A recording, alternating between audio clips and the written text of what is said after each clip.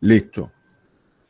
Entonces, esas son las características que tiene el procedimiento preparatorio y esas son las cuestiones que debemos tener pendientes.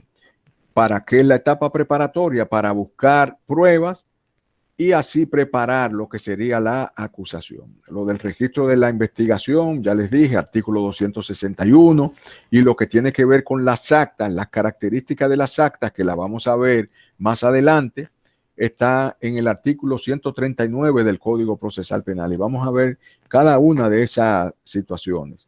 Si se puede abrir una etapa preparatoria sin imputado, la respuesta es sí. Podemos abrir un proceso preparatorio sin el imputado, pero para el imputado los plazos comienzan a correr a partir de la medida de coerción y del anticipo de prueba. Es importante que tengamos en cuenta que esta situación es lo que da el puntapié inicial para lo que sería el imputado en el inicio de los plazos. Vamos a ver la importancia que tiene esta arrancada, porque hay unos plazos de duración máxima del proceso, hay unos plazos que se establecen para la investigación, etcétera. Y esos plazos se comienzan a contar a partir de la medida o del anticipo de prueba. Lo de la publicidad, porque recuerden que la publicidad es uno de los principios que tiene el sistema acusatorio: publicidad, inmediación, contradicción, oralidad, etcétera. La publicidad está limitada en la etapa preparatoria y tienes razón de que así sea. ¿Por qué? Porque esta es la etapa donde se está investigando, y como se está investigando, pudiera ser que si salen a relucir nombres, situaciones, etcétera, del imputado, y luego el imputado no fue la persona que cometió los hechos, su moral pudiera verse comprometida. Si nosotros leemos 34, numeral 4 de la Constitución, nos vamos a dar cuenta que la Constitución establece que las cuestiones propias de la investigación solo pueden ser dadas a conocer al público después de que se ha dado auto de apertura a juicio, es decir, cuando se termina la segunda etapa, la etapa intermedia, no en la etapa preparatoria. Siendo así, a mi humilde modo de ver, la publicación a través de la televisión de las medidas de coerción es violatorio de los principios que tiene el imputado, principio de intimidad, de que le violen lo que sería su honor. Las medidas de coerción no son para ser conocidas ante el público. De hecho, el mismo código establece que en la etapa preparatoria es público solo para las partes. Oigan, la etapa preparatoria es pública solo para las partes, no para el público. Y entonces, si eso es así, ¿cómo es que entonces publican las medidas de coerción? Eso es un error garrafal, de acuerdo a mi modo de ver. Así que veamos lo que es la acción pública. Después de los primeros 28 artículos que tiene el Código Procesal Penal, y que en esos 28 artículos están reflejados los principios, como yo les había señalado la semana pasada, esos primeros 28 artículos son los principios. Entonces resulta que tenemos en el artículo 29, que es el siguiente, lo relativo al ejercicio de la acción penal. Y para hablar de la acción penal tenemos, por supuesto, que comenzar a definirla. El código no la define, el código no define lo que es la acción penal, no indica qué es acción penal. Pero nosotros tenemos que conocer de qué estamos hablando para poder identificarla cuando la estén caracterizando y la estén dividiendo en cada uno de los tipos. La acción penal es la fuerza motriz que impulsa el mecanismo procesal, es decir, que la fuerza que empuja el proceso penal es la acción penal, es la capacidad que tiene el Estado de investigar y acusar a una persona determinada. Entonces, los romanos definían la acción penal como el derecho a perseguir en juicio lo que es debido. Es decir, es como un derecho, es una potestad que usted tiene como Estado de perseguir a aquel que ha una norma, específicamente la norma penal. Yo les explicaba la semana pasada que en los primeros tiempos existía lo que se llamaba la venganza privada, que a través de la sordalía, vamos a ver semanas más adelante cuando estemos viendo lo relativo a las pruebas, existían cuestiones de ordalías, etcétera. Y la acción penal la ejercían a veces la familia, a veces una tribu, pero nunca, digamos, el aparato que pudiéramos llamar Estado, nunca la comunidad conformada como Estado, sino que fue en un momento determinado de la historia que el Estado adquirió ese monopolio de la fuerza y dijo, no, ya no son ustedes los que van a aplicar la acción penal, ya no son ustedes los que van a castigar, ahora lo voy a hacer yo. Y entonces esa fuerza que tenían antes las familias cuando existía la venganza privada pasó toda a ser del Estado. Por lo tanto, la acción penal pública es la pretensión punitiva que tiene el Estado. ¿Por qué pretensión punitiva? Porque es una pretensión de pena que tiene el Estado. El Estado lo que busca con esto es imponer a una persona una determinada cantidad de años por algo malo que haya hecho.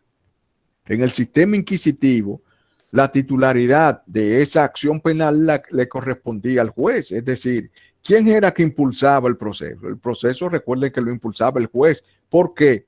Porque en el sistema inquisitivo el juez investiga, acusa y decide. Entonces, si él es que lo hace todo, él es que tiene la fuerza para ir contra un imputado que ha cometido una acción penal, que ha cometido, perdón, un delito. Así que en el sistema inquisitivo la titularidad le correspondía al juez.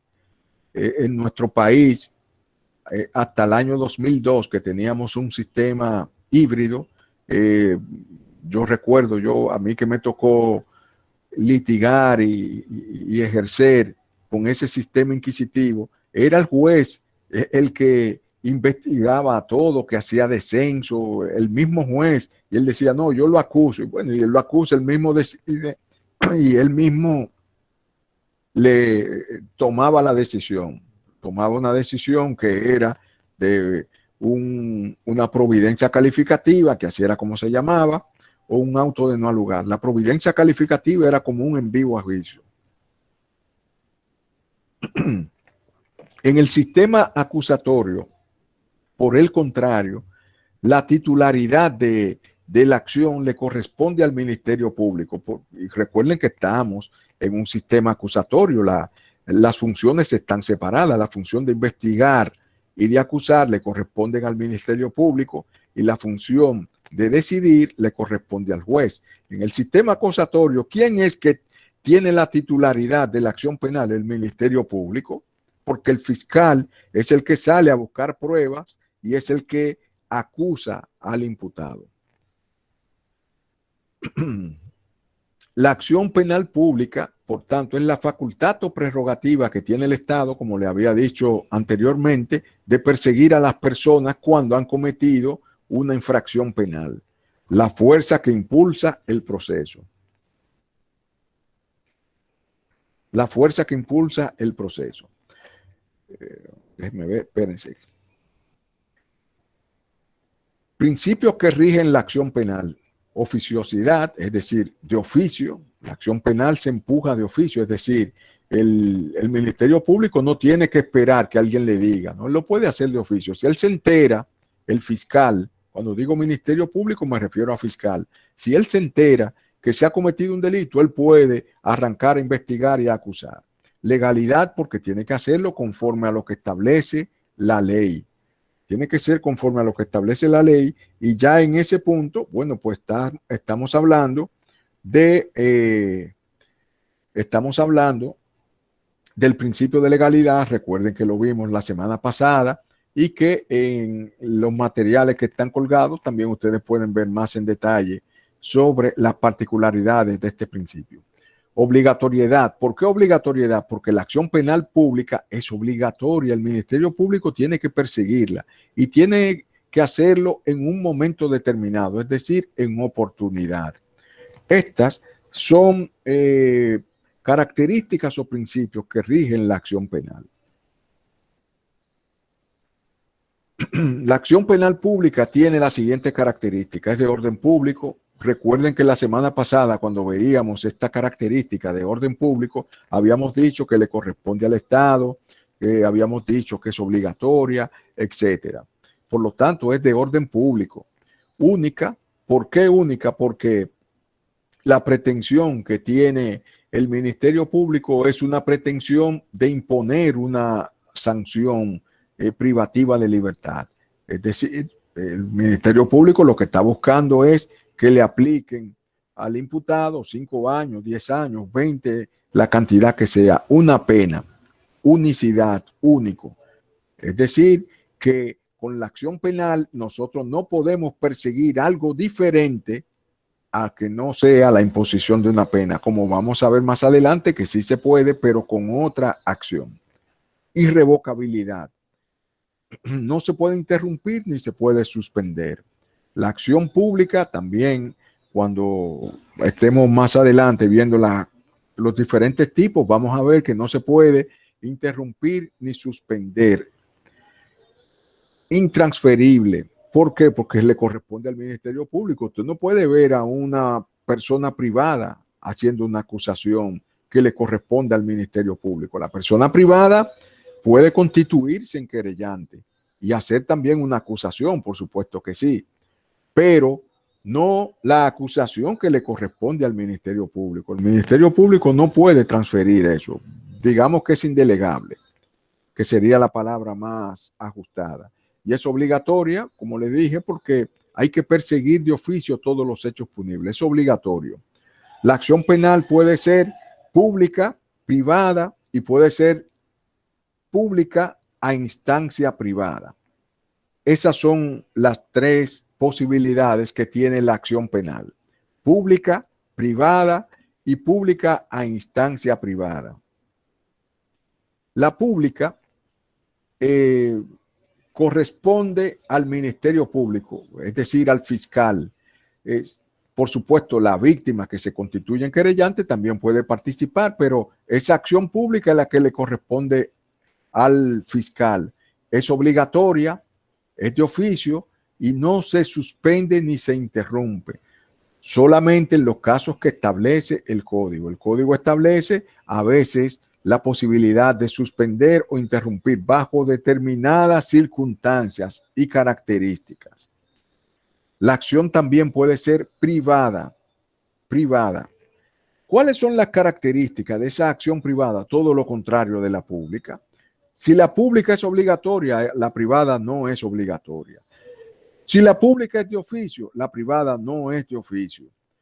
Si la pública no se interrumpe ni se suspende, bueno, pues la privada sí se interrumpe y sí se suspende. Es absolutamente todo lo contrario de la pública.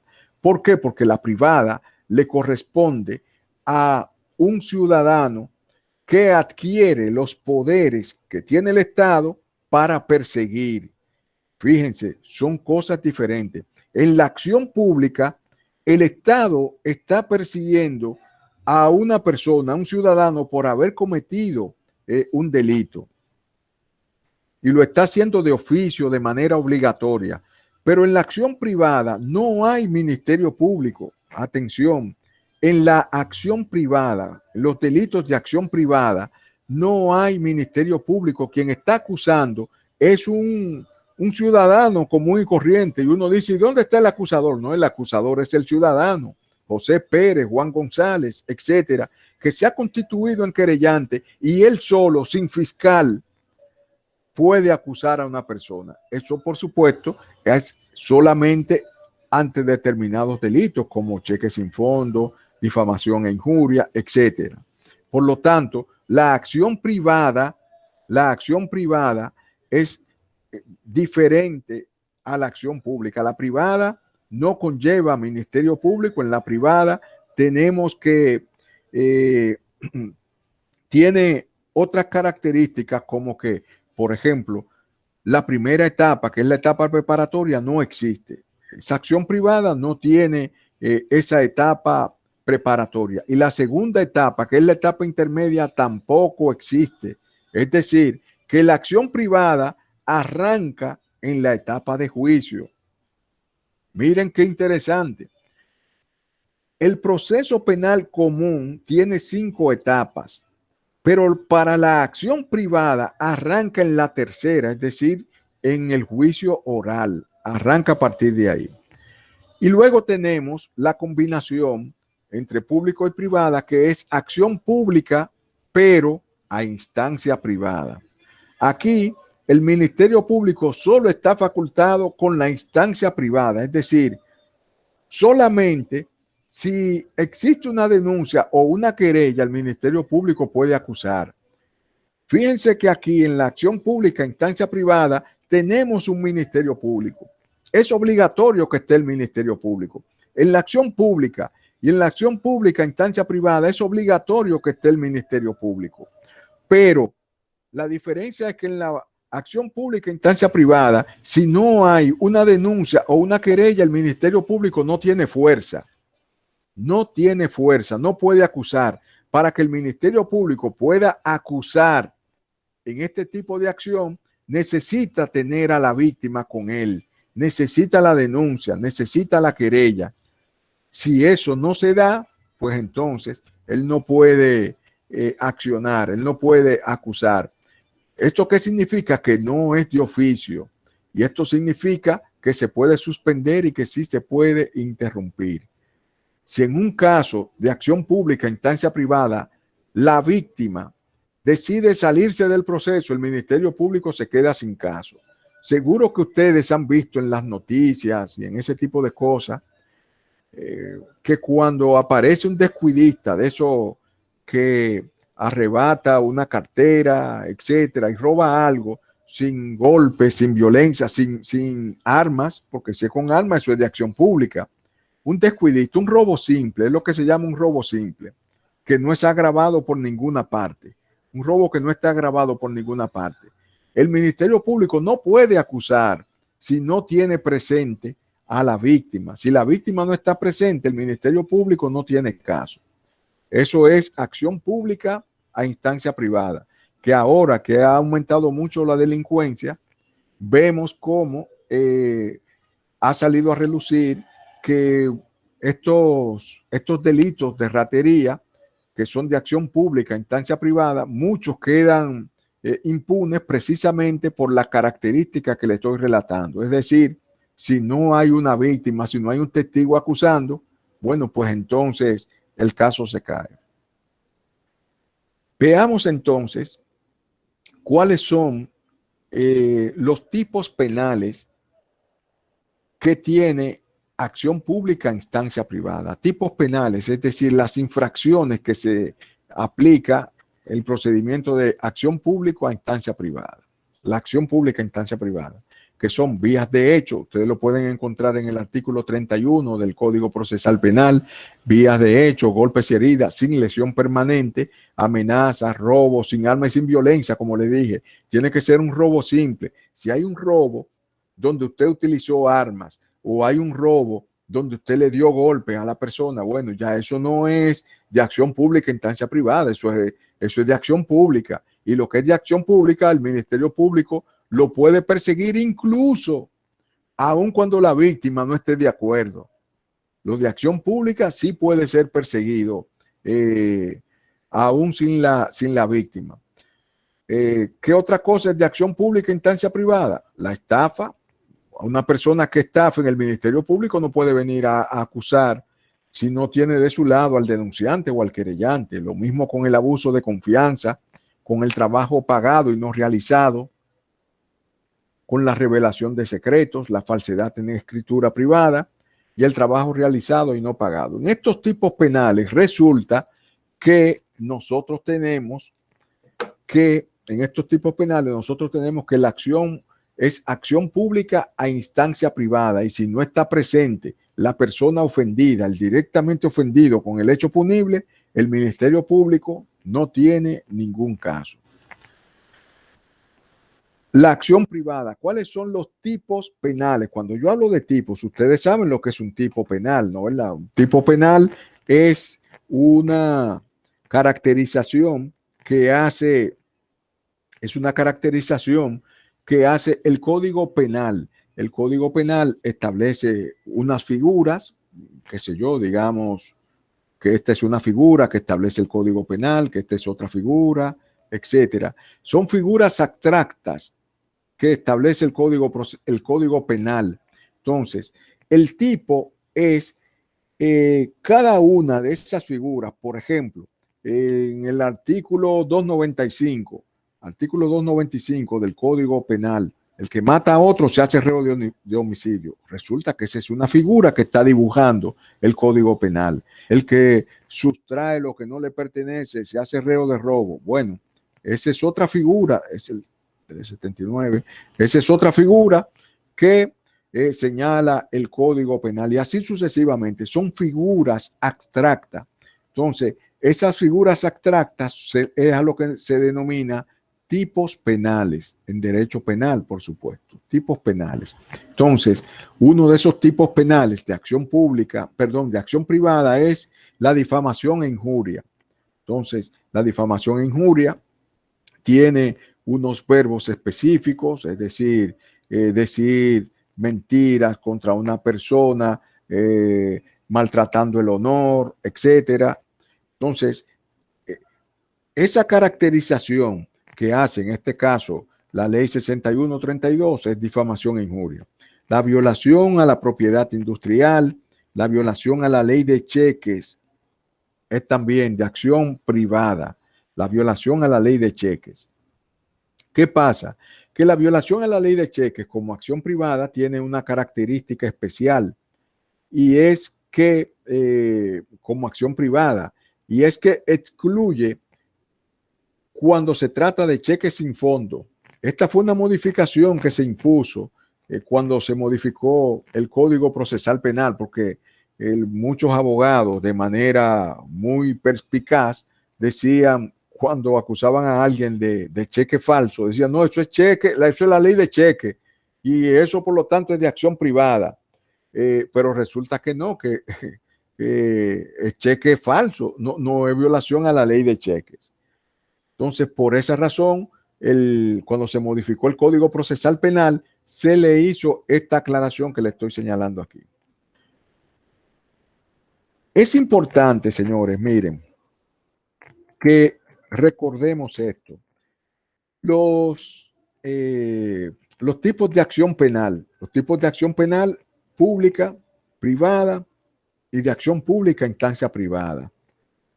Esas son los diferentes tipos de acción, que como les dije, hay algunos doctrinarios que dicen que solamente son dos, que son pública y privada, y que dentro de la pública ellos tienen también la pública pura o la pública instancia privada, pero todo eso es doctrina. Vamos a decir que son pública, privada y pública a instancia privada. Estamos claros, ya sabemos las características de cada una de esas. Ahora, existe la posibilidad de que yo convierta esta acción pública a instancia privada en acción privada. Eso es posible. Eso es posible mediante un procedimiento que se llama la conversión. Me dicen si se está escuchando bien. ¿Me estoy escuchando bien? Sí, se escucha. Sí, profe.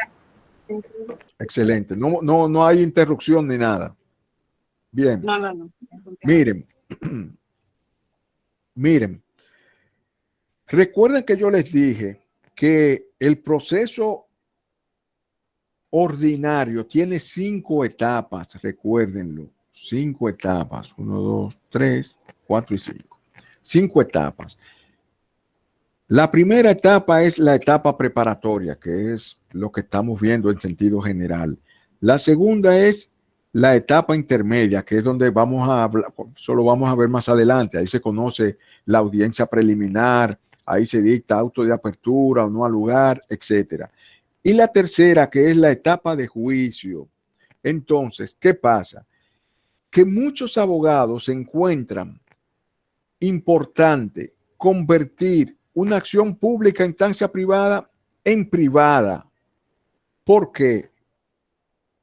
Porque si lo convierten de acción pública a instancia privada en privada, se están ahorrando dos etapas. Es decir, estas dos etapas que están aquí ya no la van a tener que caminar, sino que se van a ir directamente al juicio. Y eso es importante porque eso ahorra espacio. Claro, tiene una desventaja y es que saca al Ministerio Público de la ecuación. Ahora el que va a tener que acusar es usted como abogado. El Ministerio Público está fuera. Entonces usted va a iniciar un proceso de acción privada. ¿Y la acción privada dónde arranca? La acción privada arranca aquí, en la tercera etapa, es decir, en el juicio. Usted presenta una acusación y listo. Nos vamos a conocer prueba y fondo, como se le llama en esa acción privada, como se le llama en ese procedimiento especial. Recuerden que yo les hablé de que hay 7 procedimientos especiales y uno de esos procedimientos especiales es el procedimiento de acción privada. Ese procedimiento de acción privada tiene esa particularidad que arranca en la tercera etapa y obvia o salta, si es que se le puede decir así, la 1 y la 2. Además, tiene también otra ventaja o pudiera ser una desventaja, dependiendo. ¿En qué consiste? Consiste en que usted es que tiene que recolectar sus pruebas, usted es que tiene que acusar, entonces usted tiene que recolectar pruebas buenas, y usted tiene que hacer una acusación buena, porque todo está en responsabilidad suya. A veces, por ejemplo, en Santiago, yo recuerdo cuando yo era defensor público hace unos 15, 16 años, yo recuerdo que en Santiago les gustaba mucho hacer la conversión. ¿Por qué? Porque ellos decían, bueno, es que el Ministerio Público es muy displicente. El Ministerio Público no le pone interés a los casos. Entonces, yo prefiero ser yo el que esté acusando y yo prefiero ser yo el que tiene la prueba y la presente. Y que no me voy a descuidar, porque hay más interés cuando la cuestión es personal que cuando lo está haciendo el Ministerio Público. Y entonces, en ese sentido, solicitaban la conversión. Entonces, ¿qué es la conversión? La conversión la tiene que hacer el Ministerio Público.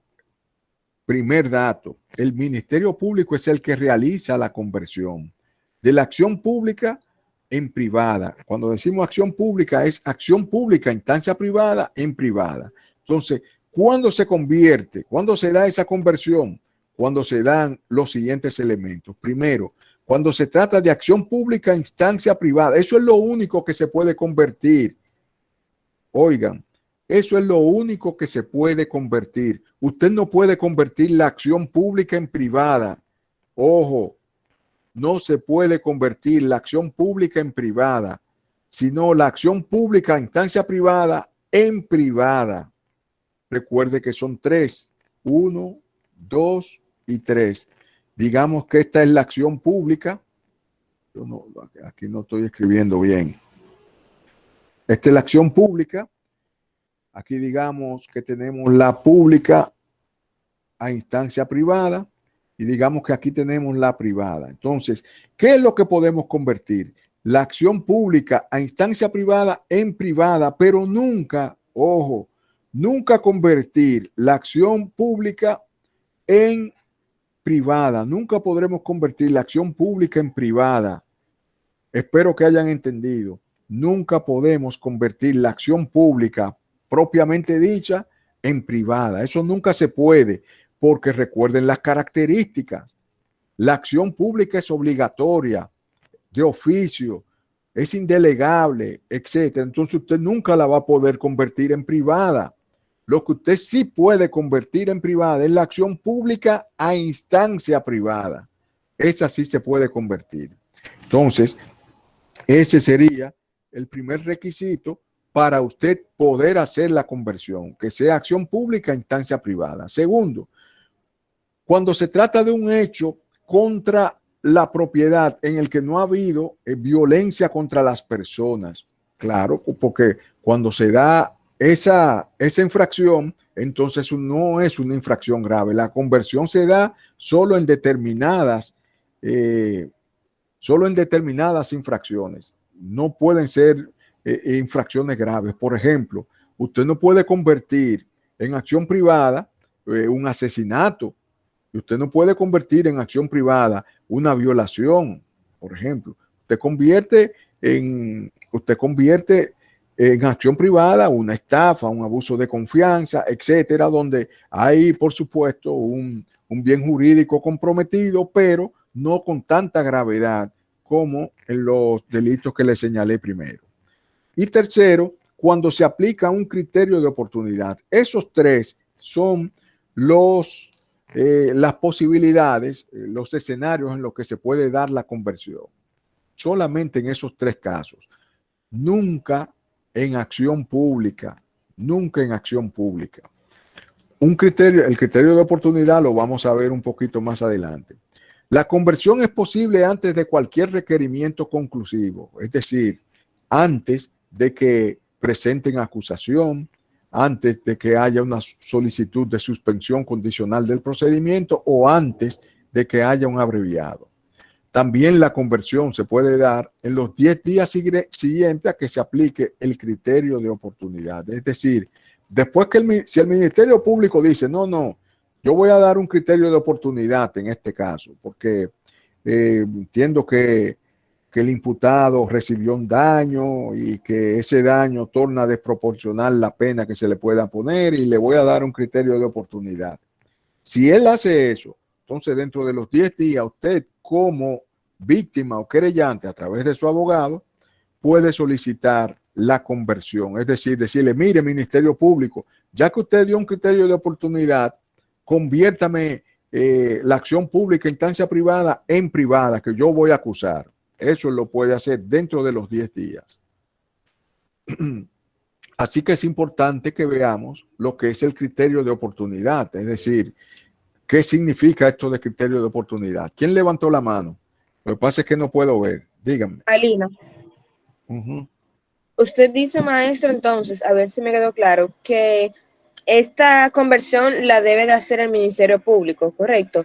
Así es, así es. Pero entonces el Ministerio Público, como quien dice, va a salir ya, no va a ser partícipe, ¿verdad? Exactamente, así mismo. Y el acusado recolecta su prueba. El acusado no. Perdón, la parte demandante. Exacto, la parte demandante que se ha constituido en querellante, él es que va a ser ahora el acusador. Ya el Ministerio Público salió de la ecuación, como le dije. Ya él salió. Él dice, no, yo me salgo de esto y le voy a convertir. Siga usted su cuestión. Así es como Miren, déjenme leerle, antes de pasar al criterio de oportunidad, el artículo 34, que es donde está, el 33, que es el de la conversión. Dice, conversión. El Ministerio Público puede, oigan bien, es el Ministerio Público, es una facultad. Atención, cada vez que se habla de puede, están hablando de una facultad. Cada vez que hablan de debe, están hablando de una obligación. Es importante el manejo de esos términos. El artículo 33 del Código Procesal Penal dice conversión. El Ministerio Público puede, a pedido de la víctima, autorizar la conversión de la acción pública en privada si no existe un interés público gravemente comprometido en los siguientes casos. Y ahí presenta los casos que yo le había indicado anteriormente, los 3 casos que están aquí, esos casos que están señalados ahí. Se trata de acción pública en instancia privada, etcétera. Entonces, en esos casos, el Ministerio Público puede. ¿Qué quiere decir puede? Una facultad. ¿Y qué quiere decir una facultad? ¿Que usted la ejerce o no la ejerce? Es una cuestión facultativa. Dice puede. Cuando dice puede no significa debe. Cuando dice debe es otra cosa. Impone una obligación. Entonces, veamos entonces, ya que hemos señalado que uno de los puntos para que proceda la conversión es que haya un criterio de oportunidad, entonces vamos a ver lo que es un criterio de oportunidad y vamos a ver a través del Código Procesal Penal lo que esto significa. Eso está en los artículos 34 al 36. Esa es la base legal de lo que es el criterio de oportunidad. ¿Qué es un criterio de oportunidad? Lo dice el mismo nombre, criterio de oportunidad. En buen dominicano es dar un chance. Un criterio de oportunidad es darle un chance a alguien. Es decir, es prescindir de la acción pública respecto de uno o varios hechos o de uno o varios imputados bajo determinadas circunstancias que están establecidas en el artículo 34 del Código Procesal Penal. Es decir, que ese chance que va a dar el Ministerio Público no lo va a dar por cualquier cosa, él lo va a dar cuando se dan determinadas circunstancias. Por lo tanto, el criterio de oportunidad es un criterio de oportunidad reglado, es un criterio de oportunidad sometido a requisitos. No es que el Ministerio Público le dé la gana de darle un chance a alguien, no.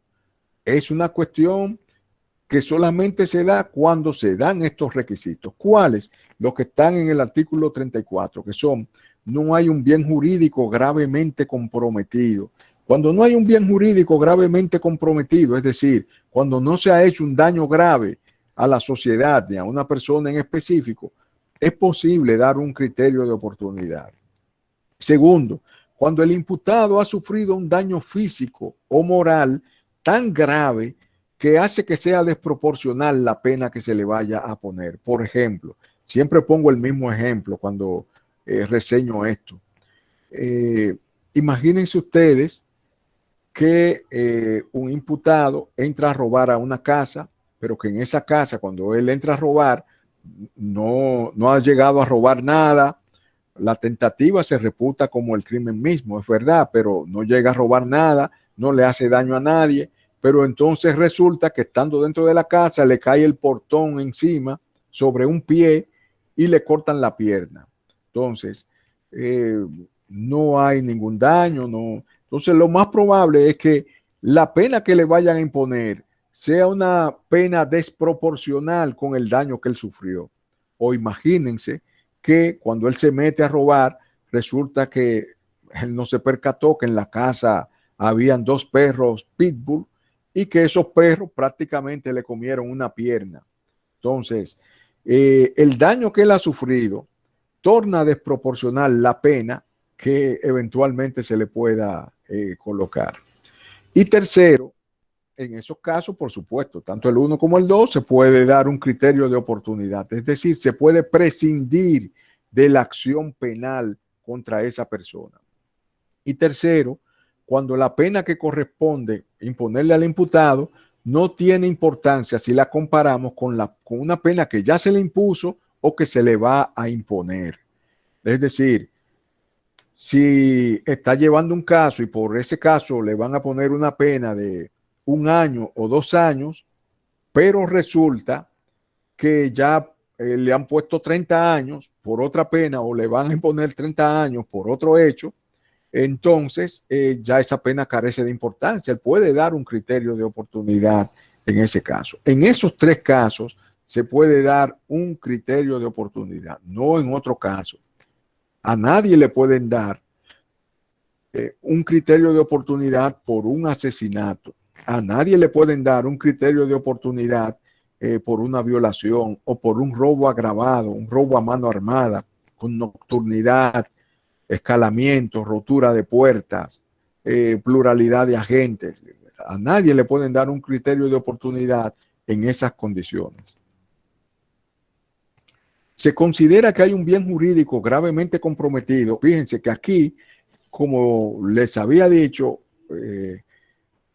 ¿cuándo se da el criterio de oportunidad? Es decir, ¿cuándo se prescinde de la acción pública? Bueno, se prescinde cuando no hay un bien jurídico gravemente comprometido. ¿Y cuando no hay un bien jurídico gravemente comprometido? Cuando el máximo de la pena imponible no supera los 3 años. Es decir, cuando el tipo penal conlleve una pena de 4 años o más, entonces se considera que hay un bien jurídico que está comprometido de manera muy grave.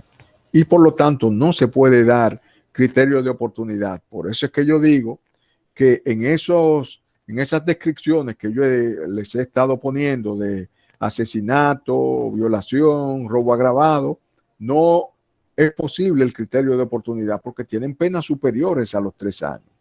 Tampoco, o mejor dicho, también hay un bien jurídico gravemente comprometido cuando lo comete un funcionario en el ejercicio de sus funciones. Es decir, si un funcionario comete un delito en el ejercicio de sus funciones, entonces ahí no procede dar criterio de oportunidad y no procede tampoco cuando el delito pone en peligro la integridad de la familia o la salud pública. Entonces, en esos casos no es posible dar un criterio de oportunidad. ¿Por qué? Porque hay un bien jurídico que está gravemente comprometido. Hay muchos autores que no consideran que el criterio de oportunidad es una salida alternativa, porque no representa otra posibilidad. Pero hay algunos que sí lo consideran una salida alternativa. Vamos a ver más adelante, ustedes van a ver lo que son las salidas alternativas. Y veremos que hay algunos que sí consideran el criterio de oportunidad una salida alternativa. Particularmente yo no lo creo. Yo no creo que sea una salida alternativa, porque una salida alternativa es, como su nombre lo indica, es dar paso a una solución en vez de otra. Aquí no, aquí se pone fin al proceso. Y como les dije, en buen dominicano, el criterio de oportunidad es dar un chance. Hemos visto hasta aquí lo que es la acción penal. Hemos visto que hay 3 formas de llevar la acción penal, que son, o mejor dicho, 3 tipologías: la acción penal pública, la privada y la acción pública en instancia privada, cada una con sus características. Hemos visto también lo que es la conversión, cómo yo puedo convertir la acción pública en instancia privada en privada. Nunca, de nuevo lo repito, nunca la acción pública en privada, sino la acción pública en instancia privada en privada. Vamos a ver ahora lo que es la acción civil. La acción civil que tiene, por supuesto, características totalmente diferentes de la acción penal y que tiene fines muy diferentes. La acción civil.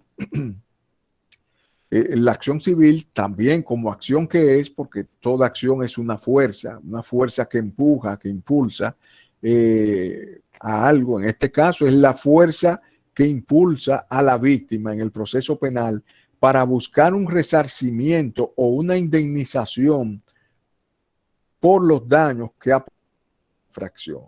Es decir, que con la acción civil yo voy a tener una fuerza, yo como víctima tengo una fuerza, pero ¿una fuerza para qué?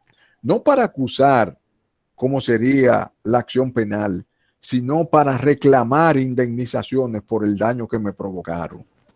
Para reclamar indemnizaciones por el daño que me han provocado. Entonces, siendo así, vemos que la finalidad de la acción civil es totalmente diferente a la acción penal. La acción penal que busca una acción punitiva, imponer una pena 5, 10, 15, 20 años, mientras que la acción civil que busca resarcimiento, indemnización.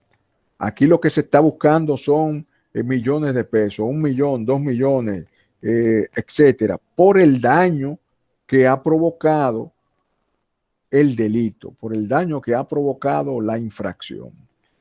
Para entender un poco mejor lo que es la acción civil, es importante que nosotros verifiquemos primero lo que nos dice el artículo 50 del Código Procesal Penal. Porque de ahí nosotros vamos a sacar 2 conceptos o 2 máximas, que como también se le llama, que son: lo penal mantiene lo civil en estado y el principio de electa una vía.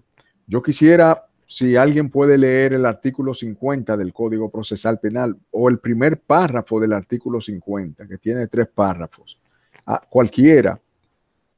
No veo quién levanta la mano, pero quien levantó la mano puede leer. Yo no puedo levantar Sí. la mano, pero sí puedo leerlo. Bien, perfecto. Bien, artículo 50, ejercicio. La acción civil para el resarcimiento de los daños y perjuicios causados o para la restitución del objeto material del hecho punible puede ser ejercida por todos aquellos que han sufrido por consecuencia de este daño, sus herederos y sus legatarios, contra el imputado y el civilmente responsable. Ok, entonces, aquí en este primer párrafo, ¿cuál es el nombre suyo? Gabriela. Gabriela. Gabriela, en este primer párrafo vemos que la acción civil tiene como esencia que el resarcimiento de daños y perjuicios, lo que les estaba diciendo. La acción civil, contrario a lo que busca la acción penal, porque la acción penal lo que busca es establecimiento de penas, esto busca resarcimiento, indemnización, que esos daños que se han sufrido puedan ser indemnizados. Entonces, Claro, es como, no sé si mis compañeros han tomado responsabilidad penal, disculpen por los años exteriores, pero en responsabilidad civil, que explicaban eso mismo, que la responsabilidad penal pues busca encuadrar penas o sanciones, es decir, castigo, pero ya la responsabilidad, esa es la penal, pero ya la responsabilidad civil lo que busca es resarcir esos daños que fueron causados en otras vías, no siempre con el tema de los penas. Así es, así mismo es, así es. Entonces, ¿quiénes pueden ejercer esa acción civil? ¿Quiénes? Dígame usted misma. Ahí lo dice. En primer término, ¿quién ejerce la acción civil? El directamente ofendido con el hecho punible. ¿No verdad que sí? Y después, ¿quién más puede buscar esa acción civil, ese resarcimiento? Lo dice ahí, los herederos, los legatarios, etcétera. Y pueden hacer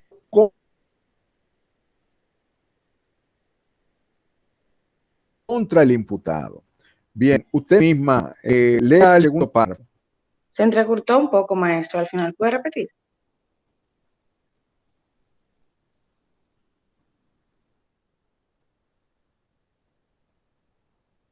Sí, me corté ahí, ok. Le estaba diciendo, me escucho ahí ahora. Sí, maestro. Ahora sí, perfecto. Les estaba diciendo que quienes pueden ejercer la acción civil. La acción civil la pueden ejercer el directamente ofendido con el hecho punible, los herederos, los legatarios, etcétera. Y lo ejercen contra el imputado. Ahora, vamos a leer el segundo, que de ahí es donde vamos a sacar estos dos principios o estas dos máximas que tenemos aquí.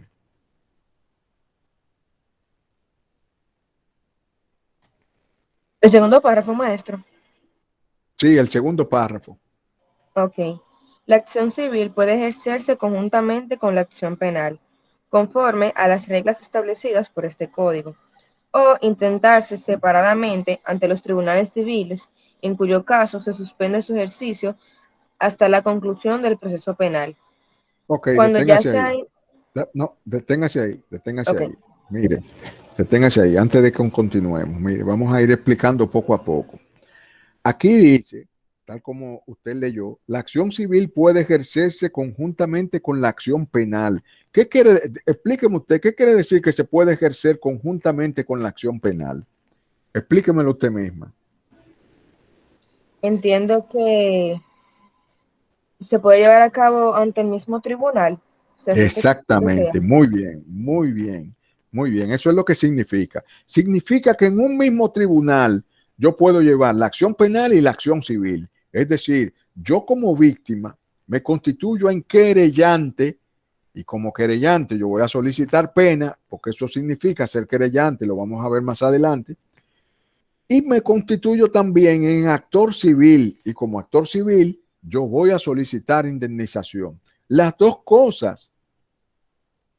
Entiendan, yo puedo ser querellante y actor civil, es decir, yo puedo actuar en la acción penal y en la acción civil, ambas cosas a la vez, en el mismo tribunal. Eso es lo que quiere decir que la acción civil puede ejercerse conjuntamente con la acción penal, ambas cosas, conforme las reglas establecidas en este código. Entonces, escuchen lo que dice más adelante. Dice, o intentarse separadamente ante los tribunales civiles. ¿Qué quiere decir eso? Eso quiere decir que también yo puedo tener lo penal en lo penal y tener lo civil en lo civil. ¿Entendieron esa parte? Sí. Sí, profesor. Ok. Eso significa las dos posibilidades. Yo puedo tener la acción penal y la acción, yo estoy hablando como querellante, no el Ministerio Público. El Ministerio Público nada más tiene su acción de persecución, su acción penal. Pero yo, como, como persona agraviada, como víctima, yo puedo estar constituido en querellante y ahí estoy montado en la acción penal, y puedo estar constituido en actor civil y ahí estoy montado en la acción civil. Ambas cosas en el mismo tribunal y en el mismo, es más, en un mismo documento. Cuando uno se constituye en querellante y actor civil en un mismo documento, uno está poniendo la acción penal y la civil juntas en un solo documento. Juntas en un solo documento. Pero también tengo la otra posibilidad, la posibilidad de que yo soy querellante en el tribunal penal y yo soy actor civil o estoy reclamando indemnizaciones civiles en un tribunal civil. Eso está claro. Ahora, tal como ya se ha leído, dice, o intentarse separadamente ante los tribunales civiles. Cuando yo la separo, ¿qué pasa? Cuando yo voy lo penal por lo penal y lo civil por lo civil, ¿qué pasa? Dice, en cuyo caso, atención, en cuyo caso se suspende su ejercicio hasta la conclusión del proceso penal. ¿Qué quiere decir eso? Que cuando yo separo la acción penal de la acción civil, ¿qué pasa? Que lo penal mantiene lo civil en estado. Eso es lo que quiere decir eso. Que lo penal hace que lo civil se detenga. Es decir, yo tengo la acción penal por un lado en el tribunal civil y tengo la acción civil en los tribunales civiles. Entonces, hasta que esto no sea decidido, esto está detenido. Esta cuestión aquí se detiene hasta que la acción penal quede resuelta. ¿Alguien puede decirme por qué? Aplicándole la lógica, no aplicándole el derecho, de que el artículo tal, no. Aplicándole la lógica. ¿Por qué lo penal mantiene lo civil en estado? ¿Por qué lo civil se detiene hasta que se falle lo penal? ¿Por qué? No estoy viendo quién levanta la mano, señores. Pueden encender el micrófono. Dígame. Realmente, según mi criterio, lo penal se le da prioridad por la gravedad del hecho delictivo. Ok, otra opinión.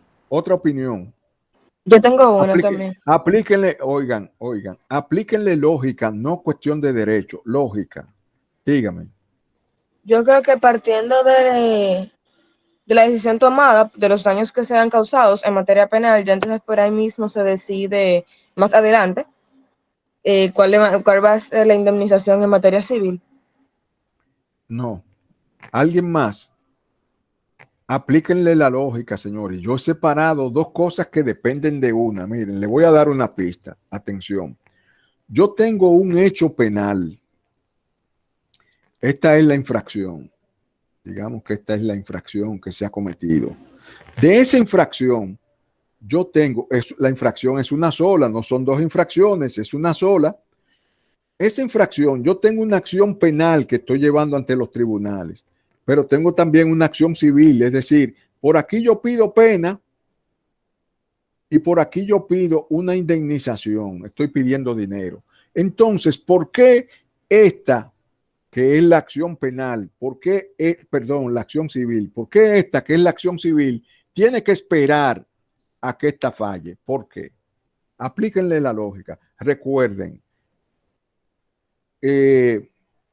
la pista que le estoy dando aquí es que todo viene de un solo hecho, viene de un solo hecho. ¿Por qué? La acción penal tiene que quedarse tranquila hasta que lo penal se decida. ¿Por qué? Maestro, Será sería. maestro. Perdón. Sí. Bueno, sería o sea, como para evitar una posibilidad de fallos contradictorios. Exactamente, exactamente. Muy bien, excelente. ¿Quién fue que me habló? Luz. Luz, exactamente. ¿Por qué? Porque imagínense ustedes, imagínense que lo penal no detenga a lo civil, imagínense. Y que aquí en lo civil el juez dice, sí, es verdad, usted provocó con esa acción un daño, así que yo lo condeno a 2 millones de pesos, ¡pra! Y lo condena. Entonces aquí en lo penal, después viene otra sentencia posterior y dice, no, usted no fue que cometió los hechos. Pero ven acá, aquí dicen que fui yo que lo cometí y aquí dicen que no.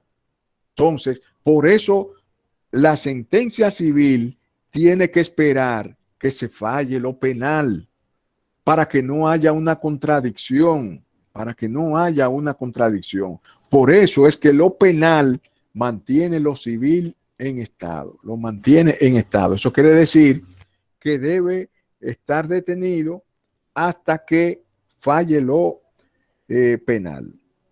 Luego, más adelante, el mismo Código Procesal Penal en el artículo 50, la otra parte que falta por leer, la persona que estaba leyendo, por favor, que ya lo termine.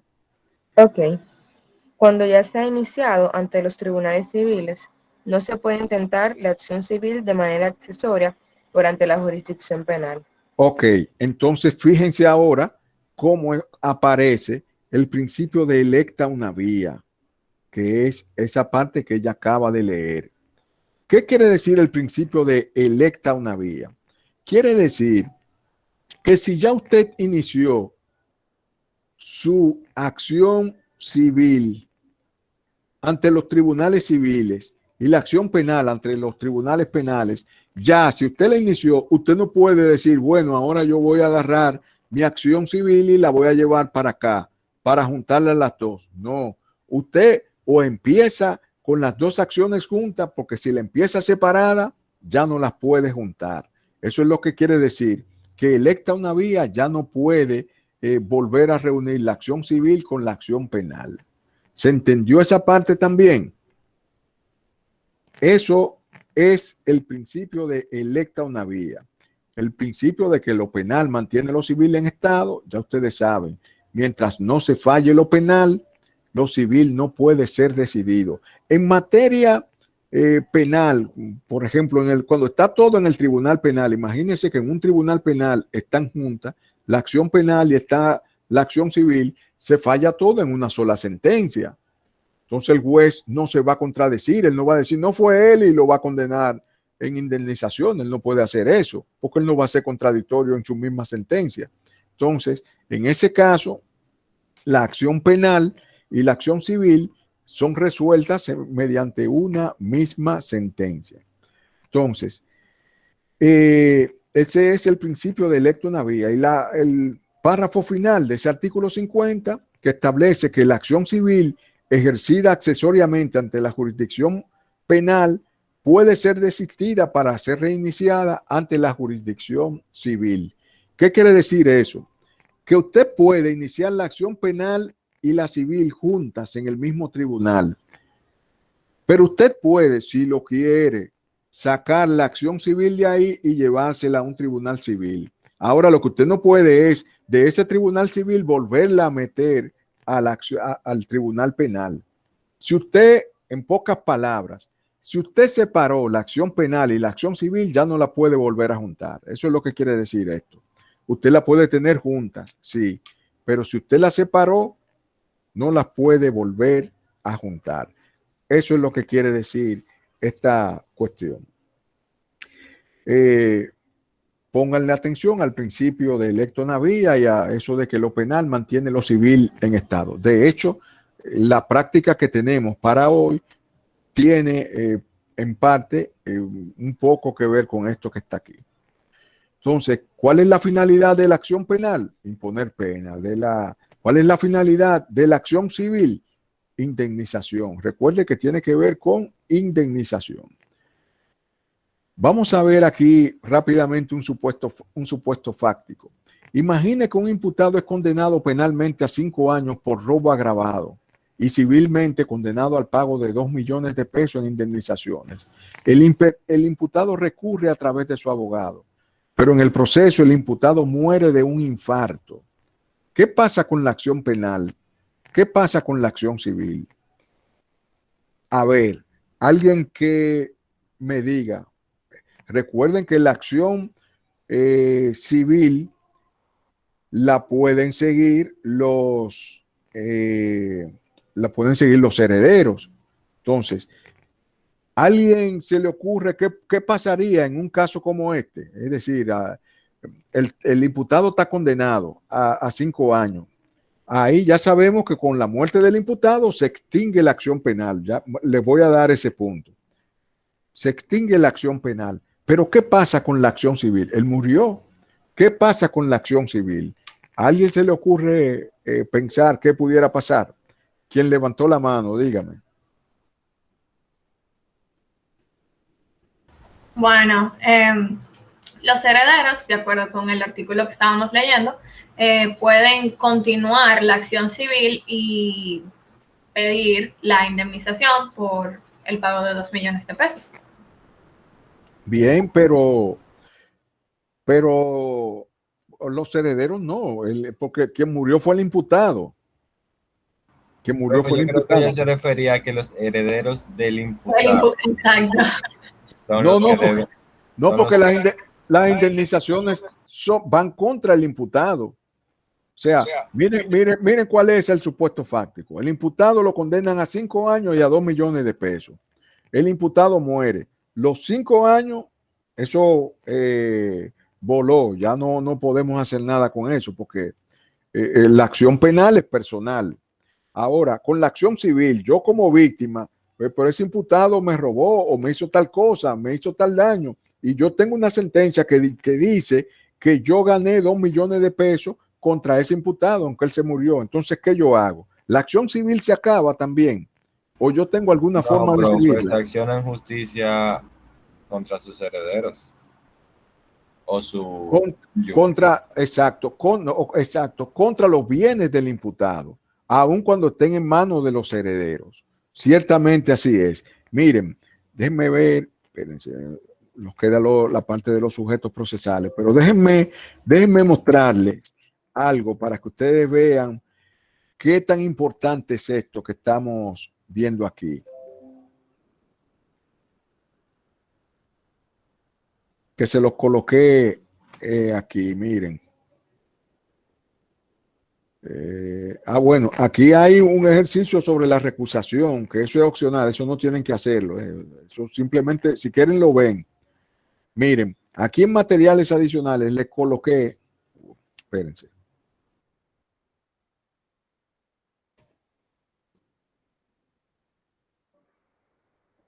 Miren, esta es una sentencia del Tribunal Constitucional, del Tribunal Constitucional, creo que fue en la página 16, si no me recuerdo. No, déjenme ver, creo que yo lo puse aquí. No lo coloqué. Pero creo que fue en la página 16. No.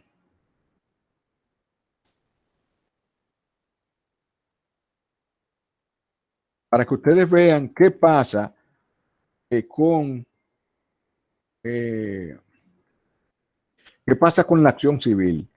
En esta sentencia se establece de manera clara que cuando el imputado muere, la acción penal, por supuesto que queda anulada, porque esto es algo que es personal, pero cuando se trata de acción civil, la acción continúa porque es contra los bienes del imputado, es contra los bienes del imputado.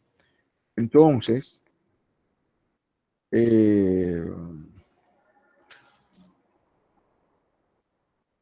déjenme ver si fue que no descargué la que no era.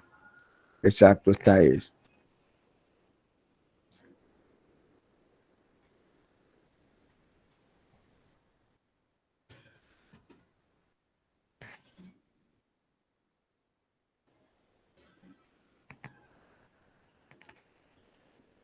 Entonces, miren aquí, esperen un momento.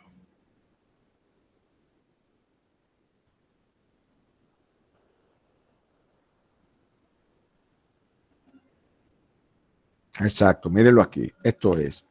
Aquí es. Es aquí que comienza. ¿Qué página es, maestro? ¿Perdón? ¿Cuál página es? No estoy escuchando bien. ¿Cuál página es? Eso es lo que estoy buscando. Creo que es la 35. Déjenme ver. Miren. Pero como si todo lo anterior fuese poco, este Tribunal Constitucional, para decretar la inadmisibilidad por falta de objeto, procedió a examinar la autoridad civil. No, no es ahí en esa parte. La verdad es que no recuerdo, lo había buscado, pero no recuerdo.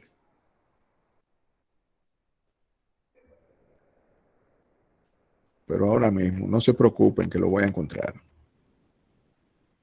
Ya, mírenlo aquí. Esta sí.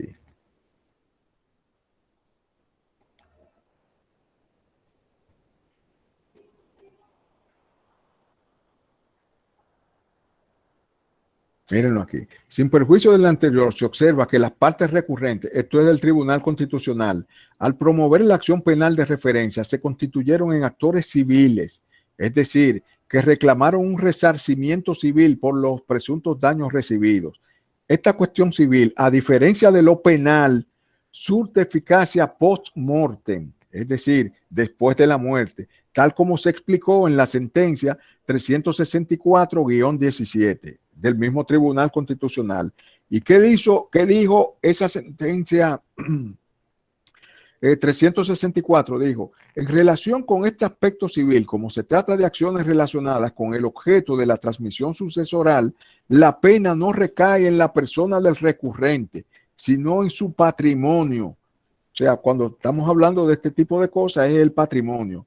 En consecuencia, su aplicabilidad es viable y no desaparece con la muerte del recurrente. La acción civil, esto es lo que quiere decir, que la acción civil no desaparece con la muerte del recurrente, ya que por su naturaleza civil y el carácter de universalidad sobrepasa el marco de lo individual y personal, a diferencia de la condena privativa de libertad. La condena privativa de libertad sí es personal. Si la persona muere, ahí se acabó la pena.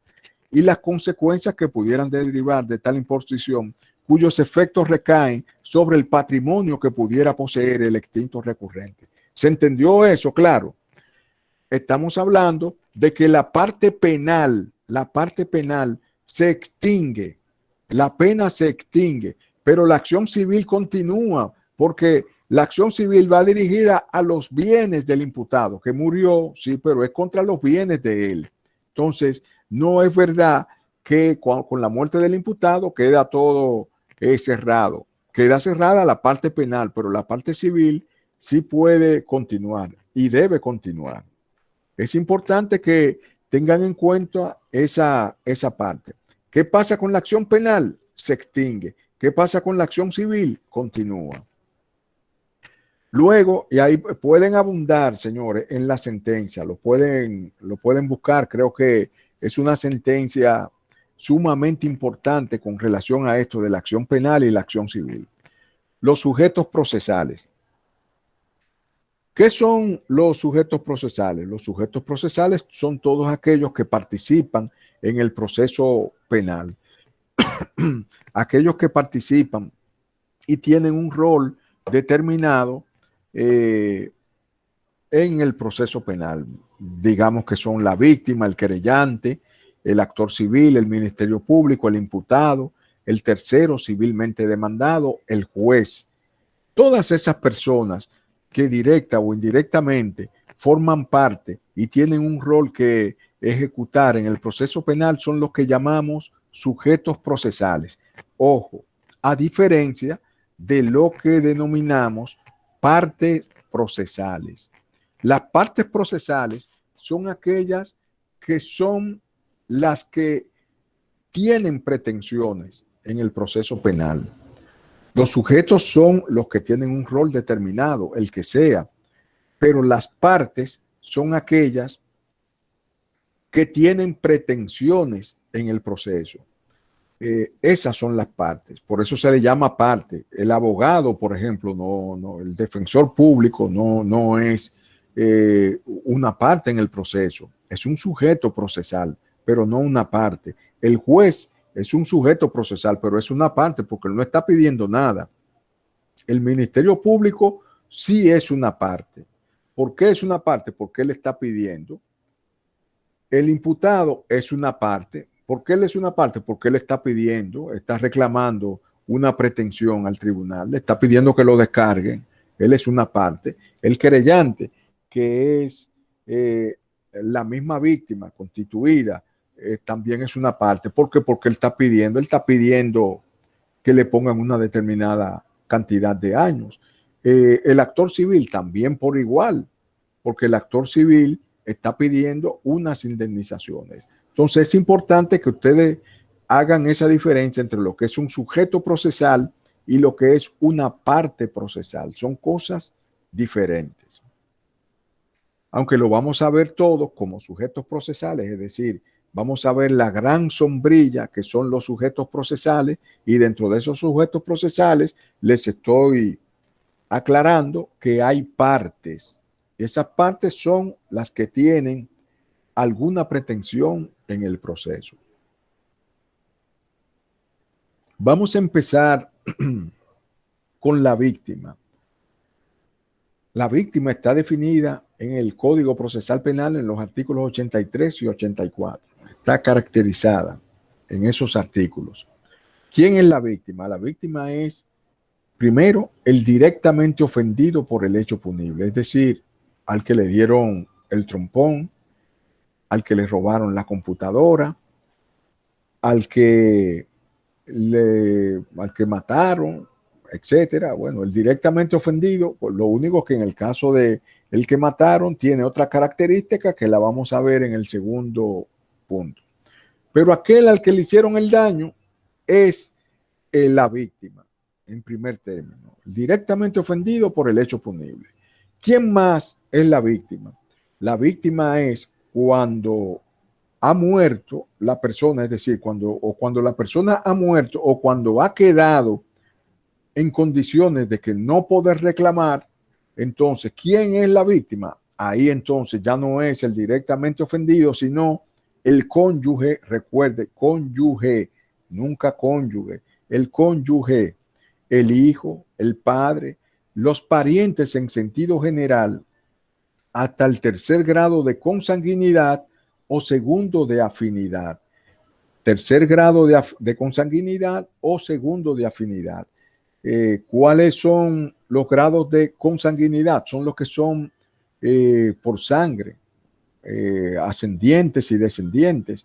Por ejemplo, imagínense, esta fue la persona, déjenme darle hacia atrás.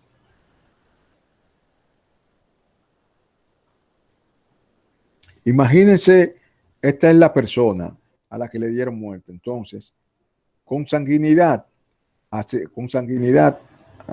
hacia arriba y hacia abajo, es decir, ascendientes y descendientes.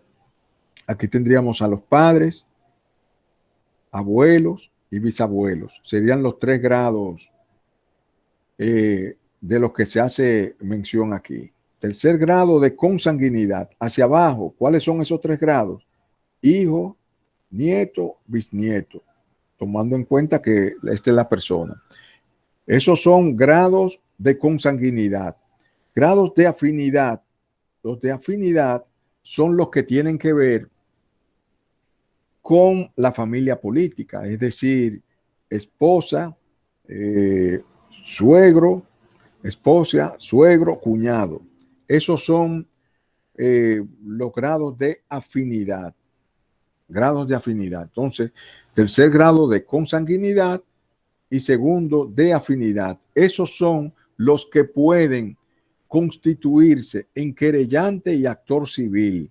Constituirse en querellante y actor civil.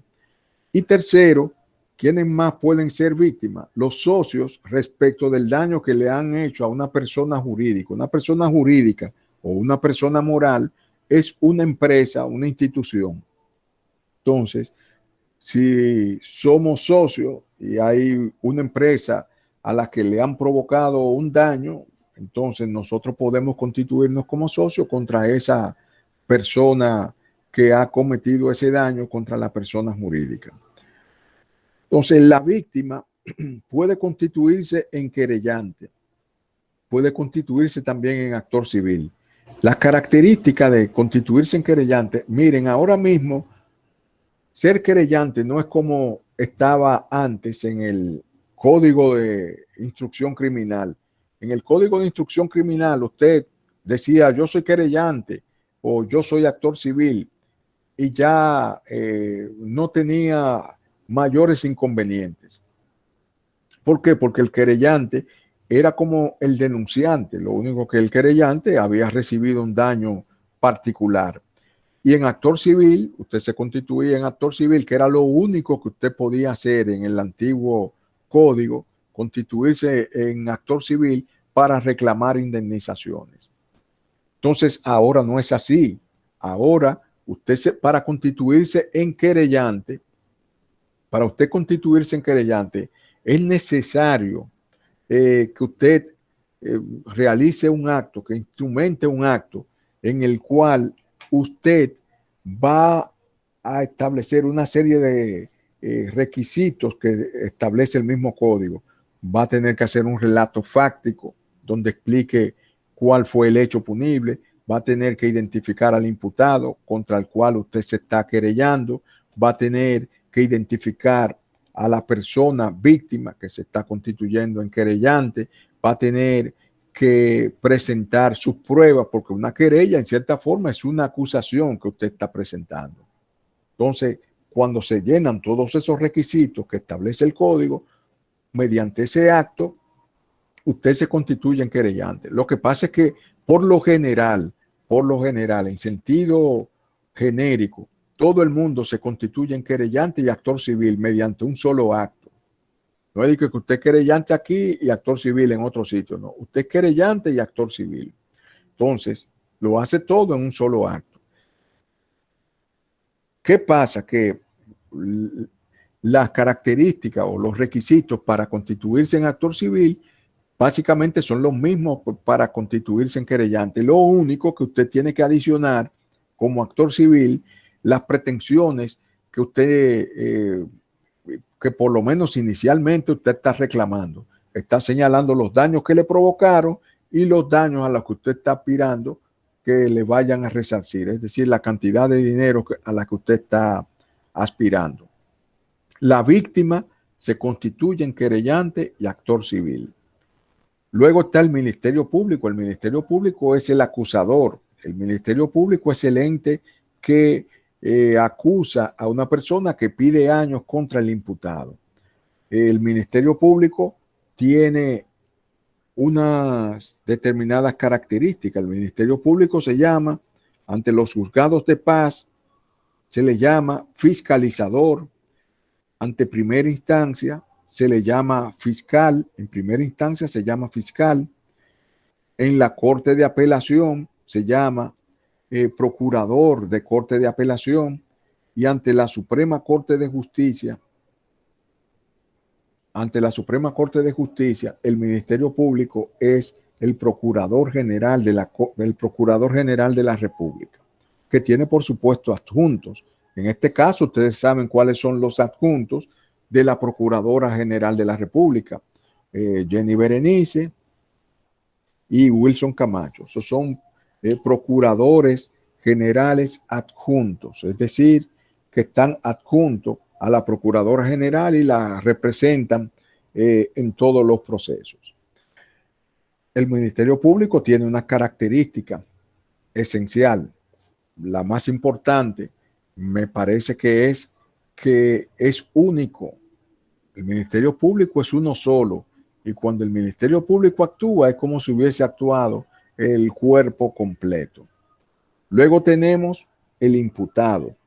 El imputado es un sujeto procesal también es una parte, porque como les dije, de lo que hace pretensiones, partes son el querellante y actor civil, el Ministerio Público, el imputado, el tercero civilmente demandado de estos que están aquí. Entonces el imputado también es un sujeto procesal o una parte en el proceso. Es la persona la que está siendo acusada. En el artículo 95 ustedes pueden encontrar el catálogo de derechos que le corresponde al imputado. Es decir, hay una serie de derechos que le tocan y están en el artículo 95. También está el tercero civilmente demandado. ¿Quién es el tercero civilmente demandado? El tercero, fíjense cómo, miren qué interesante, de acuerdo a lo que hemos visto hoy en día de actor civil, lo de actor civil solicitando resarcimiento. Aquí tenemos un tercero civilmente demandado, es decir, no es el imputado el que está siendo demandado, sino un tercero que está siendo civilmente demandado. ¿Qué pasa? Que si yo tengo un vehículo, por ejemplo, y ese vehículo yo se lo presto a José González, y José González sale por ahí, se emborracha, y borracho así como agarra en ese vehículo y atropella 2 personas y la mata, penalmente él va a responder por eso.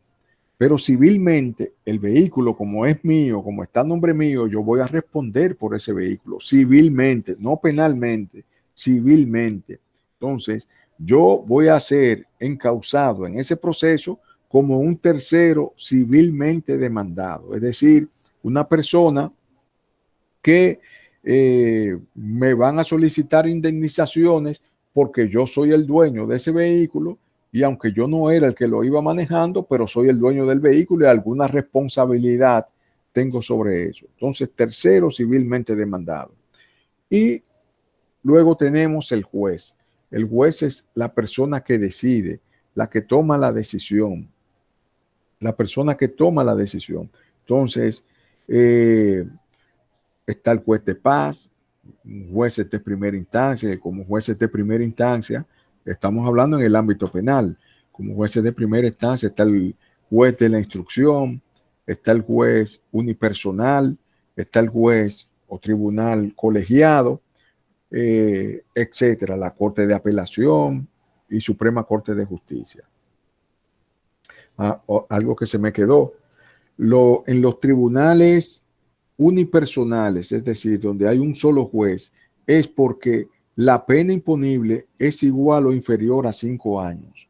En los tribunales colegiados de primera instancia, donde hay 3 jueces, es porque la pena es mayor de 5 años. Entonces, cuando ustedes vean a un juez juzgando a una persona, él solo, es porque la pena imponible es menos de 5 años. Pero cuando ustedes vean que son 3 jueces que están juzgando, estoy hablando del juicio de fondo. Entonces, en ese caso, ya usted sabe que la pena a imponer es superior a los 5 años.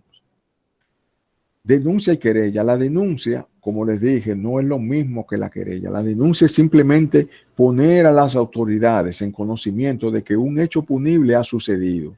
Mientras que la querella, el denunciante no es parte del proceso. Es importante que lo sepan, porque el denunciante es una persona que simplemente da una voz de alerta. Pero la querella, en la querella, el que se constituye en querellante sí es parte del proceso. La querella tiene unos requisitos objetivos y subjetivos que es importante que retengamos. Recuerden que les dije que debe tener un relato fáctico, la identificación del imputado, de la víctima, etcétera, lo que está, las pruebas que tiene recolectadas, que por lo general son la misma prueba del Ministerio Público. La diferencia entre la denuncia y la querella es que la denuncia es simplemente poner en conocimiento de las autoridades, mientras que la querella, la persona está tomando parte en el proceso, es decir, está participando, está solicitando alguna cuestión en este proceso. ¿Qué está solicitando el querellante? El querellante está solicitando pena, Recuerden, el querellante solicita pena. Y por supuesto, para ser querellante, es necesario que la persona sea una víctima. Si no es víctima, no puede ser querellante. Sin embargo, denunciante puede ser cualquiera. Aquí están los derechos de las víctimas. Ustedes lo pueden buscar en el Código Procesal Penal, en esos artículos que están ahí. Recuerden que el tribunal es unipersonal si la máxima pena es de 5 años, es decir, 5 años o multas. Conocen igualmente de manera unipersonal las acciones de habeas corpus. El habeas corpus se conoce ante el tribunal unipersonal de primera instancia. El tribunal se integra por 3 jueces, como le había señalado anteriormente, si la pena es superior a los 5 años. La inhibición y la acusación, ya como último tema, es lo siguiente. ¿Qué es la inhibición? La inhibición es un proceso de abstención voluntario que el juez o el fiscal, porque puede ser que también el fiscal se inhiba, no solamente el juez, para no tomar parte en un proceso, ya porque alguna de las causales del artículo 78 lo indica. Es decir, en el artículo 78 hay una serie de causales que señalan por qué razón un juez debe inhibirse o por qué razón un juez puede ser recusado. Y señala específicamente 10 posibilidades. Entonces, ¿qué es la inhibición? Es cuando el juez de manera voluntaria decide apartarse de un proceso porque alguna de esas causales que están en el artículo 78 están presentes en su proceso. El juez que se inhiba debe remitir las actuaciones por resolución fundada a quien deba reemplazarlo. Es decir, cuando él se inhibe, le remite las actuaciones a quien lo debe reemplazar, a quien le corresponda. Si se trata de un tribunal colegiado, el juez que se inhiba es reemplazado por otro, simplemente, tal como lo establece la Ley de Organización Judicial. La recusación del juez no es exactamente como la inhibición, porque en la recusación no es que el juez se está apartando del proceso de manera voluntaria, sino que por el contrario, en la recusación es una de las partes que le dice al juez, mire, apártese de este proceso porque usted es familia del imputado o porque usted es familia del querellante o porque usted le debe dinero o por cualquiera de las 10 razones que aparecen en el artículo 78. Por lo tanto, la recusación es un pedimento que se le hace al juez para que se aparte del proceso porque algunas de las causales del artículo 78 están presentes. La recusación, la forma en que se hace la recusación del juez es que la recusación debe indicar los motivos, es decir, la persona que le está pidiendo al juez que se aparte, que esa persona que lo está recusando, tiene que indicar los motivos en los que está fundando las pruebas, en lo que está fundando su recusación y presentar las pruebas. Si lo está haciendo en audiencia, entonces él puede hacerlo de manera oral, pero si lo hace fuera de la audiencia, tiene que hacerlo de manera escrita, presentando pruebas y presentando la justificación.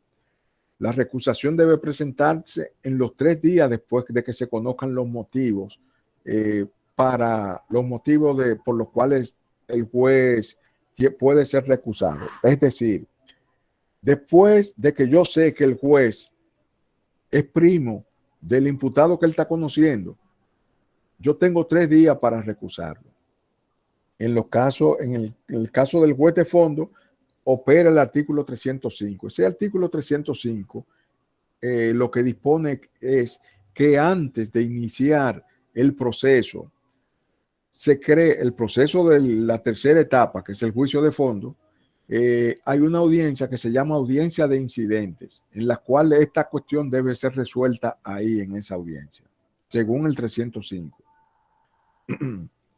Si el juez es unipersonal y admite la recusación, procede conforme al trámite de la inhibición, como habíamos visto anteriormente, es decir, señala a quién es que le toca. Si el juez es unipersonal y no admite la recusación, que eso es lo que por lo general pasa. Cuando el juez no admite la recusación, entonces tiene que remitir la recusación a la Corte de Apelación. Eso es si es unipersonal. Por ejemplo, los juzgados de la instrucción, los juzgados que son unipersonales de fondo, etcétera. Un juzgado de paz. Si el juez recusado integra un tribunal colegiado, entonces solicite el examen de la recusación a los restantes miembros del colegiado. Recuerden que en el colegiado de primera instancia son 3 jueces. El de la corte pueden ser 3 jueces, 4 o 5. Entonces, esto era lo que yo quería que viéramos con relación a esto. Y por lo demás, señores, déjenme volver un poco atrás. Aquí entonces, señores, tenemos lo relativo a lo que le dije. Resuelvan utilizando conceptos. Esto vale 10 puntos. El primero de la semana 1, en la práctica valía 5 puntos. Este ya vale 10. Ya de aquí en adelante todos van a valer 10. Entonces es importante que no dejen de hacer la tarea, no dejen hacer esto, porque eso es lo que va a quedar como parte de esa va a ser la nota de práctica. ¿Estamos de acuerdo? Bueno, entonces si tienen alguna pregunta, vamos a responder cualquier pregunta que ustedes tengan. ¿Tienen alguna pregunta? Sara Lee, dígame. Maestro, yo tenía la duda de que si en clase nosotros no vamos a debatir las tareas. La podemos debatir, por supuesto que sí. Claro que sí. De hecho, sería una buena opción. Vamos a hacerlo de la siguiente forma. Cada 2 semanas debatimos las 2 tareas anteriores. O sea, la semana que viene debatimos la tarea 1 y debatimos la tarea 2. La podemos ver para no perder mucho tiempo en esto y para que podamos avanzar, porque yo quiero que podamos cubrir el programa completo. Entonces, si tal vez dedicamos mucho tiempo a la tarea, pudiera ser que tuviésemos problemas ahí con esa parte. Entonces, la semana 1 y la semana 2 la vamos a discutir en la semana 3. ¿Estamos de acuerdo así, Sara Lee? Sí, maestro, me parece perfecto. Perfecto. Entonces empezamos. Usted me lo acuerda. Si se me olvida, usted me lo acuerda la semana que viene. O sea, la semana que viene vamos a debatir la de esta semana y la que usted acaba de dejar hoy. Así es. Así mismo. Perfecto. Alina, dígame. Alina Celín. 2 cosas. La primera, eso de la recusación y la inhibición del juez, ¿se puede llevar a cabo en cualquier etapa del proceso? Claro que sí, en cualquier etapa del proceso. Lo ideal es, mire, porque el código procesal establece que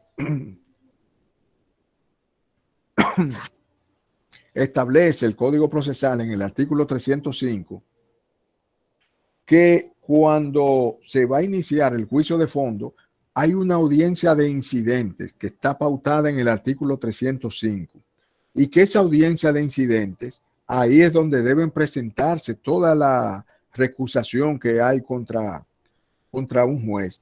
Pero, y eso es verdad, porque eso es para evitar incidentes y que estén incidentando, pero si en medio del juicio usted se da cuenta que ese juez tiene, digamos, una deuda con uno de los que está participando en el juicio y usted se da cuenta en mitad del juicio, usted lo puede recusar en ese momento. Es decir, que lo ideal es que se haga conforme al 305 al inicio del proceso. Pero si usted se da cuenta más adelante, no quiere decir que usted perdió la oportunidad. Usted puede hacerlo también más adelante. En cualquier etapa del proceso usted lo puede hacer. Lo único que tiene que hacerlo fundamentado. Es decir, usted no puede estar haciendo una recusación sin fundamento porque va fácilmente a caer en litigación temeraria. A veces un abogado viene y presenta un incidente y se lo rechazan y es lo que hace que viene y entonces recusa al juez. Eso no tiene como asidero, eso como que no tiene, eso es una especie de retaliación. Así que lo ideal es que su recusación tenga una base establecida en alguno de los motivos que dispone el artículo 78 del Código Procesal Penal, en cualquiera de esos 10 acápites que tiene. ¿Alguna otra pregunta? ¿Alguna pregunta? Bueno, entonces, si no hay... Sí. Pensé que tenía el micrófono abierto. Es que ¿dónde se guardan los videos de la grabación de la clase? Los videos, no es que se guardan, los videos llegan a mi correo cuando se graban. El de la semana pasada no lo subí porque lo que se grabó fue la última parte, no se grabó completo. Como lo puse al principio y lo estamos terminando ahora, va a ser la clase completa, va a ser unas 2 horas. Ese sí lo voy a colgar, lo voy a subir, lo voy a poner en Google Drive y de ahí lo voy a pasar porque creo que subirlo pesa mucho. No, creo que no lo... Si acepta subirlo, perfecto. Si no, pongo el vínculo, el hipervínculo y lo linkeo con el Google Drive para que ustedes puedan verlo y si tienen algo que repasar, bueno, pues lo hagan de ahí. De todas formas, yo siempre hago una especie de repaso que lo coloco en la última parte, un repaso que no es, por ejemplo, tan extenso como, digamos, 2 horas, como las clases normales, pero es un repaso de las 4 clases que hemos visto y que van para el primer parcial y que dura una especie de 1 hora y algo. Es un video que yo grabo sin la presencia de ustedes. Yo entro aquí, lo grabo y luego se lo cuelgo. Es un video de 1 hora y 15 minutos, 1 hora y media, donde se resume prácticamente todas las 4 clases que hemos tenido. No es tan detallado como cada una de las clases que tenemos, porque son clases de a 2 horas, pero es una especie, digamos, de resumen condensado, vamos a decirlo así. Bien, entonces nada, señores, para mí un verdadero honor y un verdadero placer haber estado con ustedes. Los espero el jueves que viene otra vez. ¿De acuerdo? Hagan la tarea. Hagan la tarea. Buenas noches, maestro. Buenas noches. Buenas noches. Bye, pasen buenas. Buenas noches.